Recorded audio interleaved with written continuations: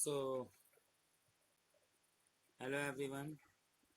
Today we have class of S block and it is the second class.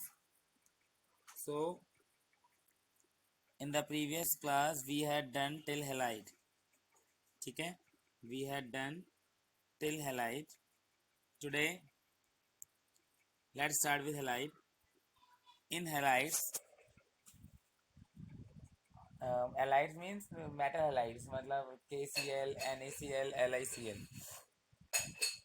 So, melting and boiling point of LiF is greater than LiCl is greater than LiBr is greater than LiI. ठीक है, तो all are soluble in water, सारे पानी में घुल जाते हैं except LiF and CSF. Why it is so कि that LiF is not soluble in water and CSF is not soluble in water? Lithium and cesium are the elements of the first group. Lithium, sodium, potassium, rubidium, cesium. LiF has the high enthalpy of hydration. That you have to learn. You don't have any option in this. This you have to learn. ठीक है, that LiF has high lattice enthalpy. ठीक है, and CSF due to its small hydration enthalpy. एक का lattice enthalpy high है, एक high है, और एक का हाइड्रेशन एंथैल्पी स्मॉल है. हाइड्रेशन एंथैल्पी छोटा होने की वजह से वो कभी हाइड्रेट होता ही नहीं है. हाइड्रेशन एंथैल्पी छोटा होने की वजह से पानी को भी अब्जॉर्ब नहीं करता, और हाई लैटिस एंथैल्पी की वजह से वो आयन में कभी टूटता ही नहीं है. लैटिस एंथैल्पी क्या थी? NaCl से Na+ और Cl नेगेटिव बनाने के लिए जो एनर्जी चाहिए, NaCl से Na+ प्लस Cl नेगेटिव बनाने के लिए जो एनर्जी चाहिए उसे लैटिस एंथैल्पी कहते थे. अब LiF की लैटिस एंथैल्पी इतनी हाई है कि वो Li पॉजिटिव और F नेगेटिव में टूटता ही नहीं है. ठीक है, आज हमने पढ़ा बच्चे ऑक्सो एसिड्स के बारे में भी थोड़ा पढ़ा था. ऑक्सो एसिड्स क्या होते हैं? ऑक्सो एसिड्स बच्चे होते हैं, आप एग्जाम्पल ही समझिए ऑक्सो एसिड्स क्या होते हैं. देखिए ऑक्सो एसिड्स, सपोज ये आपके पास H2SO4 है, this is sulphur, double bond O, double bond O, OH and this is OH. ये आपके पास H2SO4 है. तो ऑक्सो एसिड्स वो एसिड होते हैं जिसमें जो OH ग्रुप है वो एक ऐसे एटम के ऊपर है जिसके पास डबल बॉन्ड O भी है. तो ये एक ऑक्सो एसिड है, क्योंकि यहाँ पर सल्फर के पास एक डबल बॉन्ड O भी है, OH ग्रुप भी है. Same with H2CO3. H2CO3 का मतलब क्या होता है? कार्बोनेट. दिस इज ये C double bond O, OH, OH. ठीक है, तो this is H2CO3. Again you can see that it has a double bond O group and a OH group. तो H2CO3 is also an oxo acid. ठीक है, अब here the topic is salt of oxo acid, मतलब यहाँ पर H हटाकर कोई और आ गया. जैसे आपका आप समझो K2SO4, इसमें H दोनों H को हटा के एक दो K आ गए हैं. तो यहाँ पर मैंने जैसे लिखा है M2SO4, M2SO3, M2CO3, MHCO3, ये सब लिखे हुए हैं. तो यहाँ पर क्या लिखा है? M2CO3. M2 मतलब कोई मेटल हो सकता है. ये अभी हम प्रॉपर्टी पढ़ रहे हैं सेकेंड फर्स्ट ग्रुप की. लिथियम हो सकता है, ठीक है, पोटेशियम हो सकता है, सोडियम हो सकता है. अभी हम इनकी प्रॉपर्टी पढ़ रहे हैं. तो Na2CO3, NaHCO3, ये सब हम बात कर रहे हैं. तो इलेक्ट्रोपोटिक करेक्टर आपको पता है कि सबसे ज़्यादा मेटालिक करेक्टर सीजियम के पास होता है. टॉप टू डाउन इलेक्ट्रोपोटिक करेक्टर बढ़ता है, मेटालिक करेक्टर बढ़ता है. टॉप टू डाउन इलेक्ट्रोपोटिक करेक्टर बढ़ता है एंड मेटालिक करेक्टर भी बढ़ता है. ठीक है, तो उसकी वजह से क्या होता है बच्चे? Electropositive increase down the group, so stability of also increases. धोखाबाज कौन था? Li2CO3. Li2CO3 is not so stable to heat. It led to the it led for it led to the formation of more stable Li2O. Li2CO3 अपने आप में ज़्यादा stable नहीं है, वो अपने से ज़्यादा स्टेबल कंपाउंड बना देता है. अपने से ज़्यादा स्टेबल कंपाउंड Li2O और SiO2 टूट जाता है. ठीक है, anomalous behaviour of lithium. Lithium के एनामोलस बिहेवियर आपको पता है. लिथियम एक्सेप्शनल बिहेवियर शो करता है. तो पेपर में क्वेश्चन आता है कि why it shows the exceptional behaviour and what properties it show different. दोनों क्वेश्चन अलग अलग हुए ना, कि कौन कौन सा एक्सेप्शनल बिहेवियर शो करता है और क्यों करता है. तो क्यों करने के तो दो रीजन है. एक तो बहुत ही छोटा है, ठीक है, एक तो बच्चे ये बहुत ही छोटा है, exceptionally small size. And the second is high polarizing ratio. High polarizing ratio is charge by volume. Charge और अपॉन वॉल्यूम की रेशियो को कहते हैं हाई पोलराइजिंग रेशियो. ठीक है, जितना ज़्यादा चार्ज अपॉन रेडियस, जितना छोटा रेडियस होता है उतनी ज़्यादा उसकी पोलराइजिंग पावर होती है। सिमिलैरिटी क्या है बच्चे? सिमिलैरिटी क्या है इसके अंदर? जैसे हमने पढ़ा था कि लिथियम जो है वो ऑक्सीजन के साथ साथ नाइट्रोजन से बॉन्ड बना लेता है, ये डिफरेंस है मतलब। बाकी सब जो है वो केवल ऑक्सीजन से बॉन्ड बनाते हैं, सोडियम हो पोटेशियम हो, लेकिन ये जो है ऑक्सीजन नाइट्रोजन दोनों के साथ बॉन्ड बना लेता है। ठीक है। लिथियम जो है, लिथियम नाइट्रेट जो है वो सब स्टेबल है, लेकिन ये लिथियम नाइट्रेट स्टेबल नहीं है। लिथियम नाइट्रेट जो है वो Li2O और NO2 और O2 में टूटता है, वाइल रेस्ट अदर अपने नाइट्रेट बनाते हैं, NO2 बनाते हैं, नाइट्राइट। लिथियम नाइट्रेट अपना ऑक्साइड बनाता है। ये सर NO3 का मतलब होता है नाइट्रेट, NO2 का मतलब होता है नाइट्राइट, O का मतलब होता है ऑक्साइड। तो यहाँ पर आप एक पॉइंट नंबर 4 में देख सकते हैं बच्चे कि लिथियम नाइट्रेट लिथियम ऑक्साइड में टूटता है, जबकि जो अगर कोई और मेटल नाइट्रेट होता तो वो किस में टूटता है बच्चे? मेटल नाइट्राइट NO2 में टूट जाता है। ठीक है, वो किस में टूट जाता है बच्चे? NO3 में टूट जाता है। अब आता है बच्चे point of similarity. Point of similarity से इनमें सिमिलैरिटी क्या क्या है? देखिए सिमिलैरिटी क्यों है पहले तो ये समझिए कि why the there is similarity in lithium and magnesium. Again ये हमने बहुत बार बात पढ़ी है, because of the diagonal relationship. ठीक है, तो जैसे लिथियम, लिथियम है, इसके नीचे सोडियम आता है, फिर पोटेशियम आता है, ऐसे यहाँ पर बेरिलियम आएगा, फिर मैग्नीशियम आएगा। तो lithium has identical property like magnesium because of the diagonal relationship, because of the diagonal relationship। अब कौन कौन दिए हैं बच्चे? देखो, जैसे हमने पढ़ा था कि सारे के सारे ऑक्सीजन से रिएक्ट करते हैं, ऐसे ही बच्चे लिथियम लेकिन नाइट्रोजन से रिएक्ट करता है, ऐसे ही मैग्नीशियम भी नाइट्रोजन से रिएक्ट करता है। ठीक है, और कोई नहीं करता, लेकिन लिथियम करता है और मैग्नीशियम उसके डायगोनल रिलेशनशिप है, इसलिए मैग्नीशियम भी रिएक्ट करता है और Mg3N2 बनाता है, Mg3N2 बना लेता है। ठीक है, तो बोथ LiCl एंड MgCl हमने पढ़ा था, LiCl डाइलिक्विसेंट है। डाइलिक्विसेंट का मतलब क्या होता है बच्चे? कि वो LiCl डॉट 2H2O बना लेता है, LiCl डॉट 2H2O बना लेता है। लेकिन सिमिलरली MgCl2 जो होता है, MgCl2 जो है वो 8H2O बना लेता है। किससे रिएक्ट कर जाता है बच्चे? 8H2O के साथ। तो ये भी पानी है तो आप कहते हैं। अब बच्चे इसके बाद जो है ये आपके कंपाउंड्स, ये जो आपके कंपाउंड दे रखे हैं सब इंपॉर्टेंट कंपाउंड्स ऑफ सोडियम, ये हमारे सिलेबस से इस साल कोरोना की वजह से कट चुके हैं। उसके बाद अगला टॉपिक है biological importance of sodium and potassium. It is also not in our syllabus now. Now come to the group number 2। In the group number 2 you that is beryllium magnesium calcium strontium. अब हमारा group number 2 आ चुका है। Ionization will be same as the alkali metals. Group number 2 को alkaline बोलते हैं, group number 1 को alkali बोलते हैं। टॉप टू डाउन साइज बढ़ता है, आयोनाइजेशन एनर्जी भी घट जाती है। Hydration enthalpy, hydrogen enthalpy is inversely proportional to ionic size. जैसे हमने ये भी सेम है जैसे पहले था, हमने पढ़ा था टॉप टू डाउन जाते साइज बढ़ता है तो हाइड्रोजन एंथैल्पी घट जाती है, तो लिथियम की हाइड्रोजन एंथैल्पी ज्यादा थी। सेम केस यहाँ पर है, टॉप टू डाउन जब हम मूव करते हैं साइज इंक्रीज करता है, हाइड्रोजन एंथैल्पी घट जाती है। बेरिलियम की मैग्नीशियम एंथैल्पी सबसे ज्यादा होती है, हाइड्रोजन एंथैल्पी। ठीक है, मतलब मैक्सिमम जो प्रॉपर्टीज है वो सब सिमिलर है। मैक्सिमम मैक्सिमम जो प्रॉपर्टीज है वो सिमिलर है जैसे आपकी एल्कली मेटल्स की थी। ठीक है, रिएक्शन विद रिएक्शन विद आपकी रिएक्शन आती है बच्चे हेलोजन के साथ। देखो हेलोजन से है, ऑक्सीजन से है, जो भी है। तो बच्चे आपको पता है beryllium and magnesium are inert to oxygen and water. Beryllium और मैग्नीशियम जनरली आपको पता है कि ऑक्सीजन से रिएक्ट नहीं करते, लेकिन आपने पढ़ा है magnesium ribbon burn in air. Magnesium ribbon तो एयर में बर्न कर जाता है, यानी कि मैग्नीशियम रिबन एयर से रब कर जाता है, लेकिन रब करने पर वाई सो ऑन रबिंग होता क्या है बच्चे? ऑक्साइड की लेयर हट जाती है। जब हम रब करते हैं तो ऑक्साइड की लेयर हट जाती है, मैग्नीशियम मतलब होता क्या है, बेरिलियम और मैग्नीशियम के ऊपर ऑलरेडी एक ऑक्साइड की लेयर बनी होती है, जिसकी वजह से वो फर्दर रिएक्ट नहीं करते।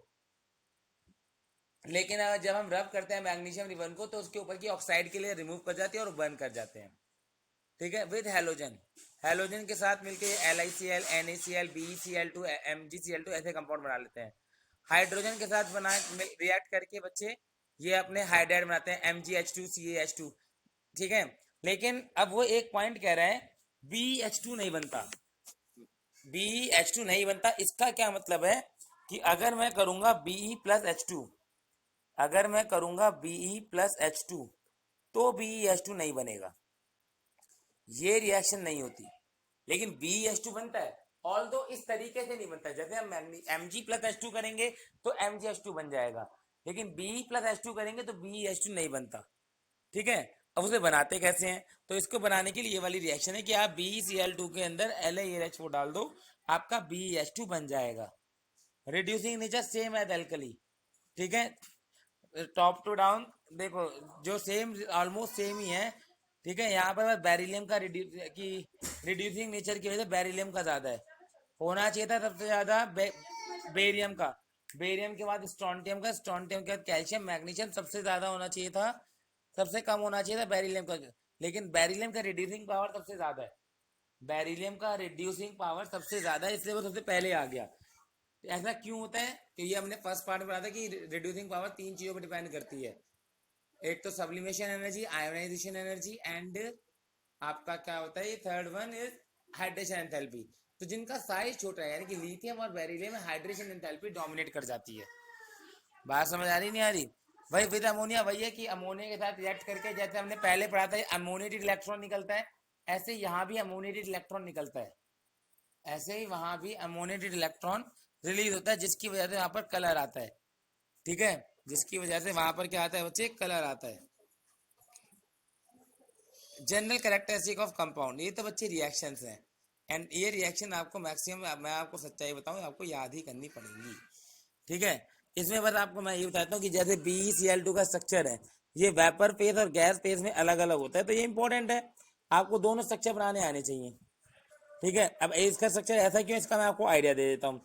भाई बेरिलियम के पास दो इलेक्ट्रॉन होते हैं, आप देखें तो बेरिलियम के पास दो इलेक्ट्रॉन होते हैं अपने। अब Cl के पास भी एक एक, Cl के पास एक अनपेयर होता है, तीन लोन पेयर होते हैं। तो ये क्या करता है, एक एक Cl से तो जुड़ गया, एक एक Cl से जुड़ गया, लेकिन इसका ऑक्टेट कंप्लीट नहीं हुआ, ऑक्टेट कंप्लीट नहीं हुआ। तो ये दूसरा BeCl2 था, इसके साथ भी यही कमी थी, इसका भी ऑक्टेट कंप्लीट नहीं था। ये वाला क्लोरीन इसको अपना लोन पेयर दे देता है, ठीक है। इसके आगे भी एक और BeCl2 होगा, है ना। ये वाला क्लोरीन पीछे वाले को दे देता है। तो इस तरीके से आप इस वाले को देखिए, इसके पास दो लोन पेयर आ गए डेटिव बॉन्ड बनाने की वजह से। ऐसे ये चेन लंबी तक चलती रहती है, ठीक है, ये चेन लंबी लंबी चलती चली जाती है। तो ये सॉलिड स्टेट में होता है, सॉलिड स्टेट में ये चेन लंबी लंबी चलती रहती है, ठीक है। जबकि वेपर स्टेट में केवल दो ही जुड़ पाते हैं, जैसे आपको दिखा रखे हैं वेपर स्टेट में दो जुड़ पाए हैं। आपको बस स्ट्रक्चर यही बनाना है, स्ट्रक्चर आपको जैसे शेप की बॉन्ड है वही बनाने की, कि सॉलिड स्टेट में ट्राइंगल से बनाने हैं बॉन्ड, कौन कौन से बॉन्ड ट्राइंगल से बनाने आपको याद रखने पड़ेंगे, ठीक है। ये आपको रट्टा मारना है कि कौन सा शेप कैसे बनाना है, ये इंपॉर्टेंट क्वेश्चन है इसमें, है ना। सॉल्ट ऑफ एसिड की ऑक्सो एसिड तो आपको पता है H2CO3 H2SO4, इनके सॉल्ट मतलब BaSO4 H2 हटा के Ba लग गया, CaSO4 H2 हटा के Ca लग गया। अब इनकी CaCO3 MgCO3, तो ये आपको याद करने हैं कि कौन हीट करके क्या देता है, कौन स्टेबल है कौन स्टेबल नहीं है। जैसे एग्जांपल एक्सरसाइज का जो 10.15 क्वेश्चन है वो यही है, वो आपसे पूछ रहा है discuss the thermal stability of carbonate and sulphate ion, carbonate and sulphate और सॉल्ट्स ऑफ ऑक्सो एसिड्स, ठीक है। तो मैंने लिखा हुआ एक्सरसाइज का 10.15, एक्सरसाइज का 10.5, एग्जाम्पल 10.5 भी लिखा है मैंने यहाँ पर, देखो ये एक्सरसाइज 10.15 लिख दिया, ठीक है। एक्सरसाइज का 10.15 है ये,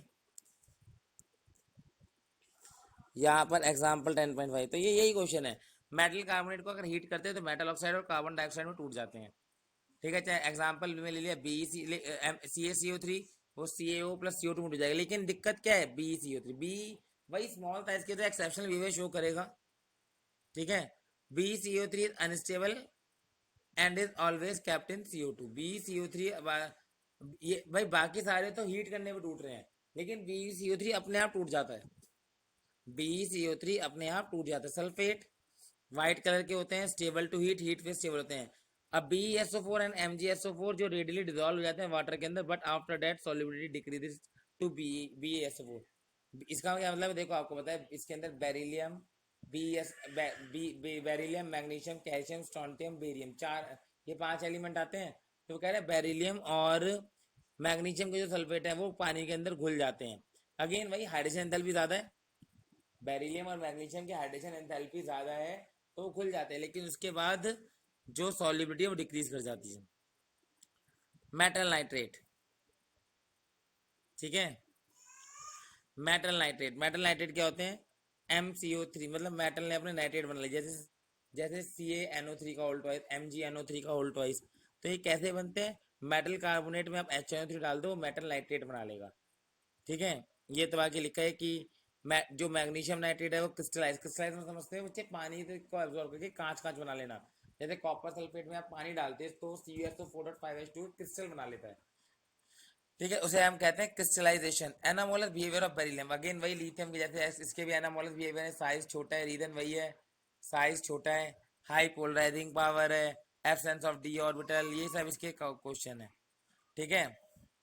beryllium oxide and beryllium hydroxide, beryllium oxide and beryllium hydroxide, beryllium oxide and beryllium hydroxide are amphoteric in nature, are amphoteric in nature. Diagonal relationship वही कि अगर आप पीरियोडिक टेबल देखेंगे तो पीरियोडिक टेबल में क्या होता है बच्चे, if you look at the periodic table, तो पीरियोडिक टेबल में आप देखेंगे कि बेरिलियम जो है ऐसा सा आता है, ये है बच्चे बेरिलियम, यहाँ पर कहीं बेरिलियम आता है, ठीक है, बीच में यहाँ पर कोई एलिमेंट नहीं होता, यहाँ पर डी ब्लॉक आ जाता है। बेरिलियम के बाद प्रॉपर्टी रिजेंबल करने के लिए यहाँ मिलता है बोरोन, एल्यूमिनियम। तो यहाँ पर जो होता है बेरिलियम की प्रॉपर्टी डायगनली एल्यूमिनियम से मैच करती हैं, बेरिलियम की प्रॉपर्टी डायगनली एल्यूमिनियम से मैच करती हैं, तो इसी को डायगनल रिलेशनशिप कहते हैं कि साइज वगैरह सब कुछ क्या हो जाते हैं बच्चे, सेम हो जाते हैं। इंपॉर्टेंट कंपाउंड्स ऑफ कैल्शियम, तो वैसे इंपॉर्टेंट कंपाउंड तुम्हारे सिलेबस में है ही नहीं, केवल दो बचे हैं।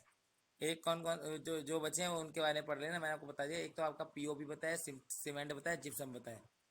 पीओपी ये वाले जो पेज पर है, पीओपी, सीमेंट, जिप्सम, इसमें आपको पढ़ना है कि क्या क्या होता है। जैसे पीओपी है, पीओपी क्या होता है बच्चे, कैल्शियम सल्फेट CaSO4.2H2, इसको कहते हैं जिप्सम।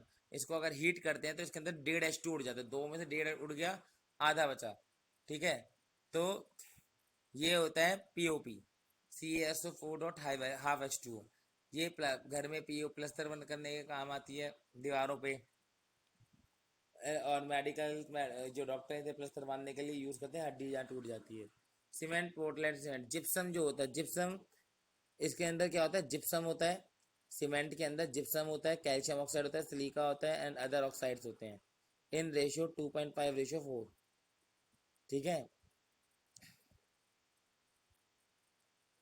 तो यहाँ पर क्या लिखा है बच्चे, this combination when mix with water, तो जब ये कॉम्बिनेशन है जिप्सम, कैल्शियम ऑक्साइड, सिलिकेट और ये जो अदर मेटल है, इनका कॉम्बिनेशन को जब हम पानी में मिक्स करते हैं तो हार्ड सब्सटेंस बन जाता है। तो ये क्या बना देता है, हार्ड सब्सटेंस।